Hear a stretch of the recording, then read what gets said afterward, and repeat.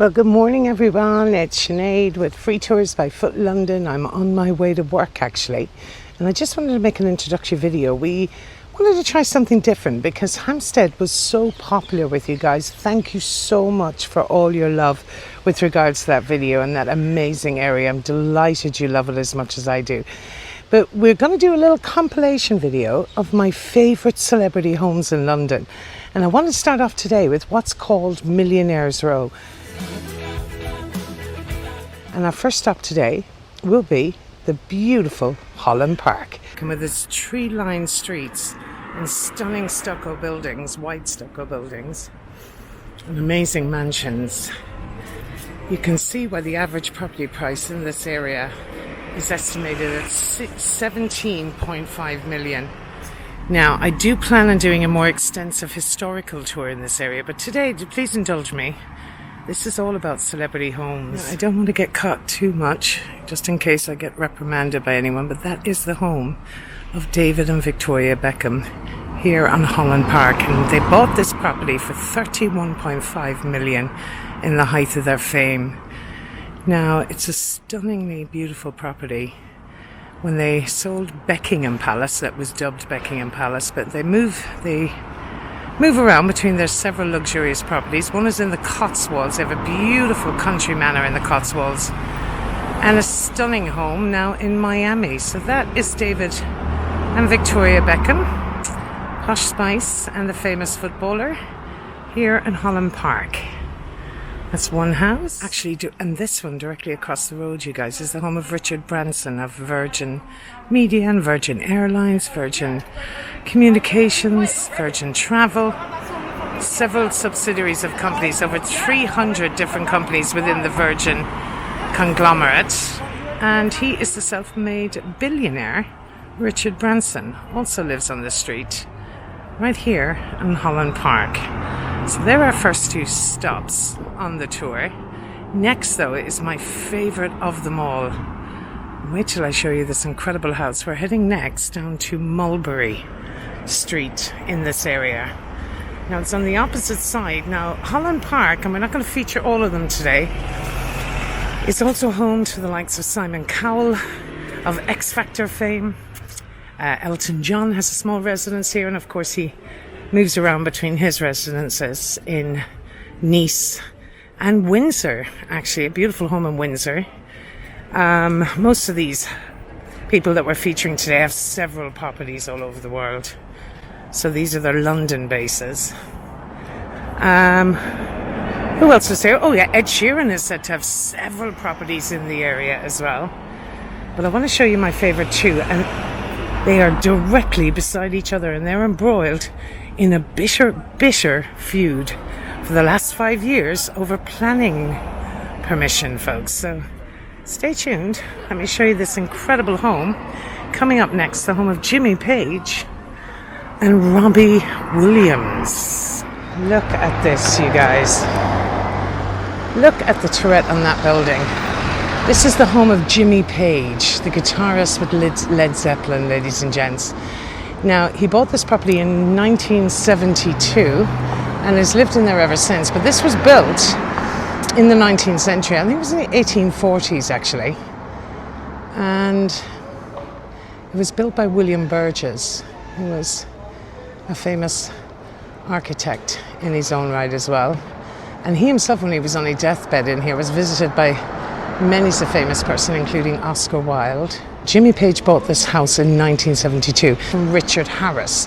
Now, Richard Harris was the incredible, famous Irish actor. We love Richard Harris in Ireland. We'll claim him as our own because he is our own. But apparently Richard Harris was only interested in the house when he heard that Liberace, the famous pianist, had put in an offer on the house but had yet to put a deposit down. So he got in there before him, essentially, almost stealing it off him. And years later, in a twist of irony, it is said Jimmy Page actually outbid David Bowie for this stunning home, which is now dubbed the Tower. So he's lived in here since 1972, and I think this is absolutely spectacular. But what's fascinating about this is years later, in 2013, I think, See the house next door? That was bought by Robbie Williams, the former member of Take That, and of course, very successful single solo artist in his own right. And Robbie Williams bought this house next door for 17.5 million. And this house has 47 rooms inside it. But these two boys are not exactly cozy neighbours. They are embroiled in a bitter dispute for the last 5 years between both, because Robbie Williams has 47 rooms inside this beautiful home. Let me see if I can get a better look. It's hard to see it because as beautiful as the area is, you're on the main road, but this is quite secluded, Robbie's house there. High walls and beautiful gardens there. And there's an even better view. Sorry about all the trucks passing by. There's not much I can do about that. But there's 47 rooms in that house. But not content, Robbie wanted to do a major renovation in the basement part and put in an indoor pool. Much to the dismay of Jimmy Page, who lived next door, because he was afraid that it would structurally damage his own Gothic revival style mansion. So worried about the structure of his own and that it would damage his own home, he disputed Robbie's planning permission to build that extra extension on his building.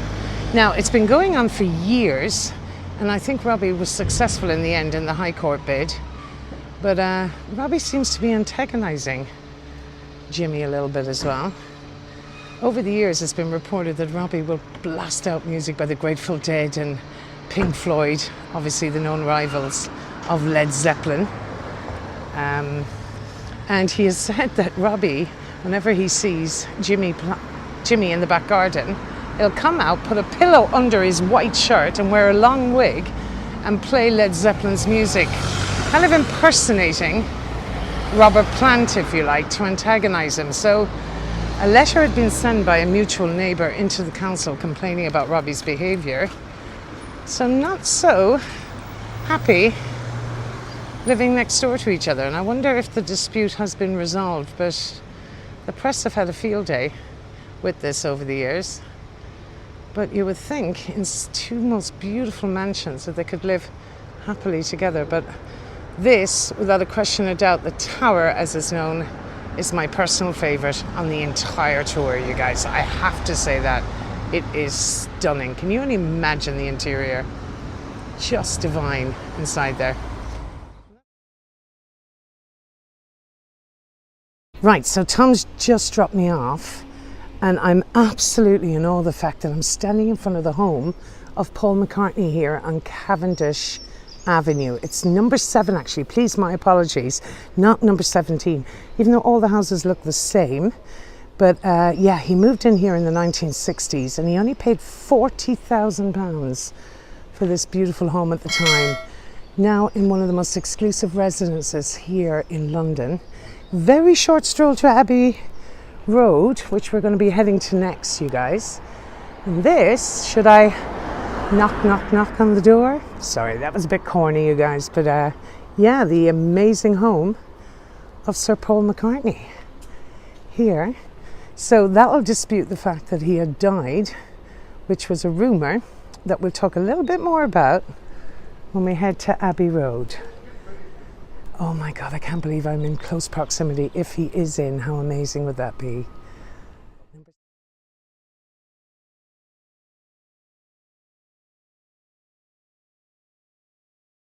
But the property here, and you'll get your first glimpse of it there. It seems to be under renovation, so maybe not in there at the moment. I see a high vis right here on the left.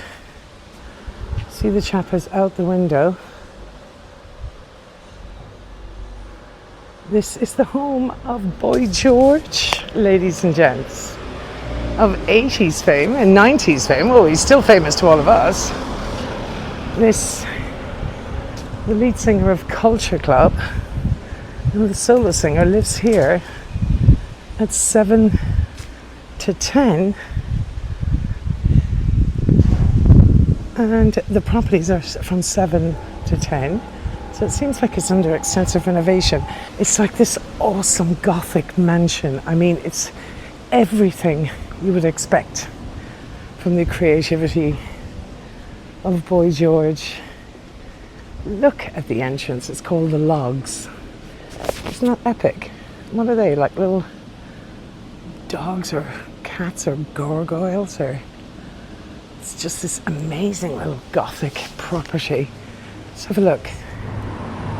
Isn't that exquisite? Now that's the best I can do, I'm afraid. Look at the way it's built. Can you imagine the celebrities that have hung out in there and the fun that's been had inside in that house? So this is the beautiful Kensington Palace Gardens, and we're going in search of the home of the Russian oligarch, Israeli Russian actually, Roman Abramovich. Now his address is 16 Kensington Palace Gardens. He has an estimated worth of £5 billion now. He was one of the 7 that's been sanctioned by the UK government because of his close ties with the Kremlin and his close association with Vladimir Putin and the former president Medvedev. He has been forced, all his assets have been frozen, including Chelsea Football Club, and it is now up for sale. And he has suggested that he will donate all proceeds of that sale to the Ukrainians. So this 10,000 square foot property is owned by the Russian-Israeli billionaire and businessman and investor Roman Abramovich. He bought the property in 2011 for 90 million and was granted 28 million for an extension in the property, one of several properties again in London, sanctioned by the British government because of his close connections to Vladimir Putin. What do you make of that behind me? There's Hendrix and there's Handel, ladies and gents. I've been given exclusive access to film in here, so get excited, you guys. You're going to come with me. Let's go to Jimi Hendrix's apartment. And oh my God. Hi. This lady's taking pictures as well. Oh my God. This is absolutely insane. Being in the room that he spent so much time in. Now let's get a good overview of it. Am I in your way there? No. We've even got cigarettes in the ashtray. There's still some alcohol. Oh my God, this is crazy, you guys.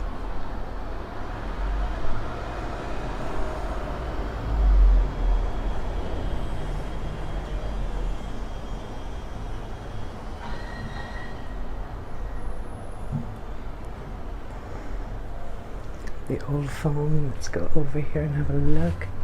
See what's here.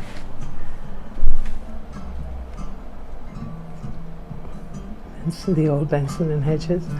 Is that some of his lyrics?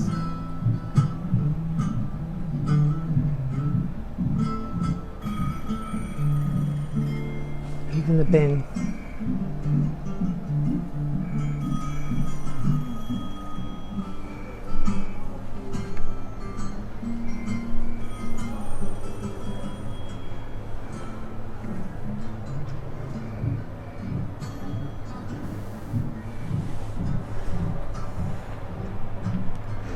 I'm just going to read out what I said about the bedroom here.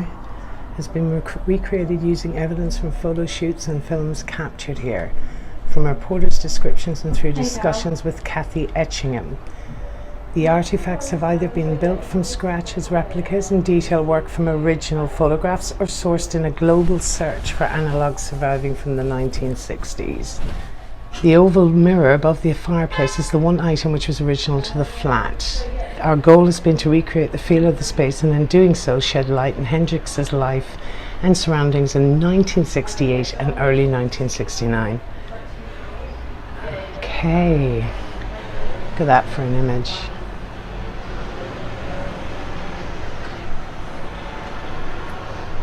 Contact sheets of images captured by Barry Whitson in this room on the 4th of January. These images and many more were a key source for our recreation of the room set. Oh my God, epic. So they used this to recreate the room, folks. I honestly cannot even tell you how incredible it is to be in this room. Now behind these high gated walls here, ladies and gentlemen, is Garden Lodge, and since I've arrived there's been a steady stream of fans coming all day, and not surprising, for 32 years the doorbell has been rang and fans have been asking Mary Austin to let them inside to get a sneak preview, and of course they never reveal the inside of Garden Lodge. Now in 1980 Freddie and Mary Austin arrived here. He was on the market for a new home and he immediately fell in love with the place and put an offer in immediately. He had 11 very happy years in here, and Mary Austin still owns the house, and she was willed the entire contents of the house and the house itself.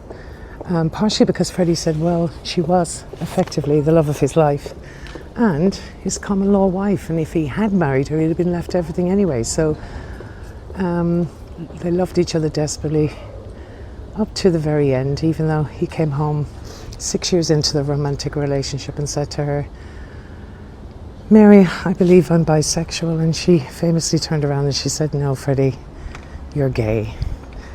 But they remained firm friends, more than friends I guess, more like family, to the day he died. But behind these walls Freddie lived in a peaceful, tranquil estate that became his sanctuary, a place for him to escape the world. And it became an incredible collection of Freddie's furniture, his art, his ceramics, his textiles, his instruments, and so many sketches and manuscripts that were revealed, some of which Mary only found when she was recently going through all the contents in the house and, as she said herself, individually saying goodbye to everything. Now, a lot of people are questioning why she's selling everything, but as she so eloquently put it, she's 72 years of age, she's almost 80, and some of the antiques and the art in there date back to the 19th and 18th century, and they're in such impeccable, immaculate condition. She believes that they will go to homes of people who will take care of them as well as Freddie did.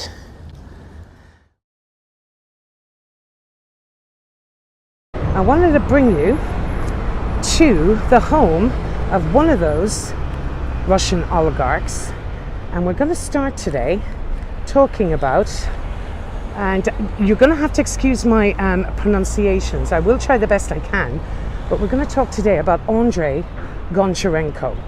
And he bought this amazing property you see here right on the corner, number 102 Eaton Square, for approximately £25 million. Now, he has allegedly spent over £250 million on property here in London. So he owns this property here in Eaton Square. Who is he, first of all? He is the chairman of state-owned gas company Gazprom, which is Russia's largest gas company, and he's been dubbed the low-profile billionaire. Now, he may be low profile, but his property certainly isn't. He also owns 50 St. James's Street in Mayfair. He also has another property on Lyndhurst Road in Hampstead. And his most exclusive property he bought, however, he bought for the most expensive townhouse in London. And that, ladies and gents, was in Regent's Park, a Grade 2 listed John Nash building. And he bought that property, the most expensive townhouse, for £120 million. So 250 million, and this is probably one of the more exclusive. This particular one was bought for 15 million, and apparently the property was bought in cash, as land registry documents show no mortgage lender.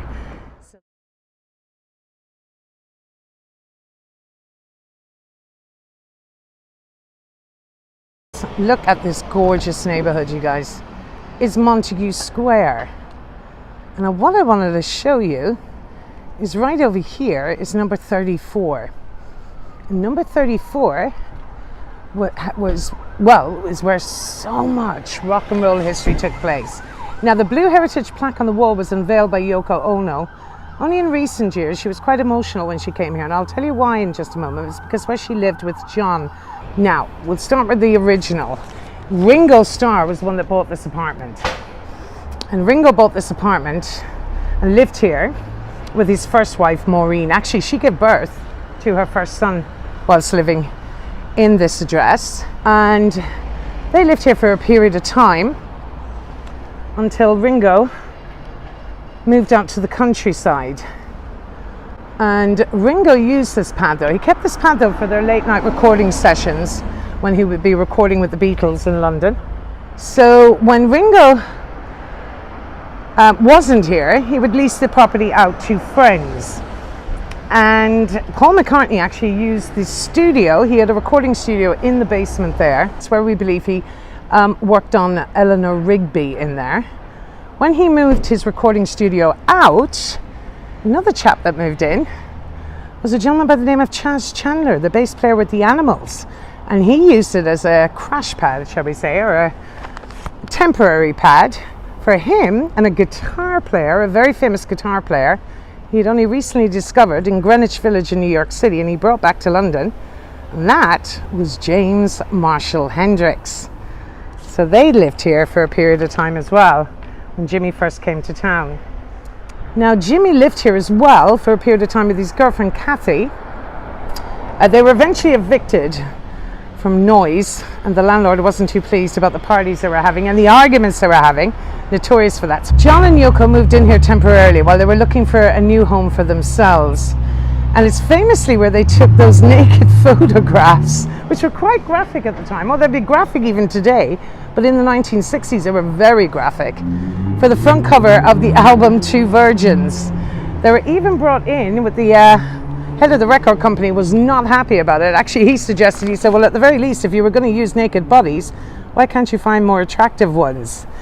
But the most infamous event that took place in here, John and Yoko one morning woke up at early hours of the morning. It was about 8 o'clock in the morning, and the banging was on the door. Now they came down, they looked outside, and there was 8 police officers outside. This was the scene of the infamous drug bust for John Lennon.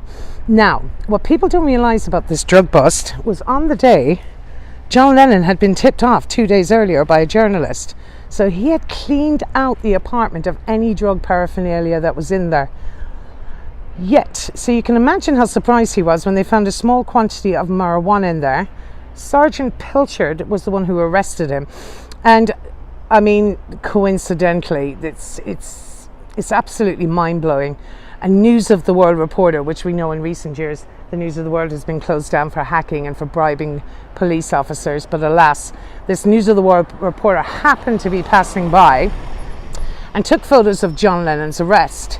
Now, it's widely believed that Pilchard actually planted the drugs in the apartment. But I mean, that illegal drug bust, well, it wasn't an illegal drug bust. They had a warrant. They did get in. But that drug bust, which most likely was planted, definitely caused a lot of trouble for John Lennon years later.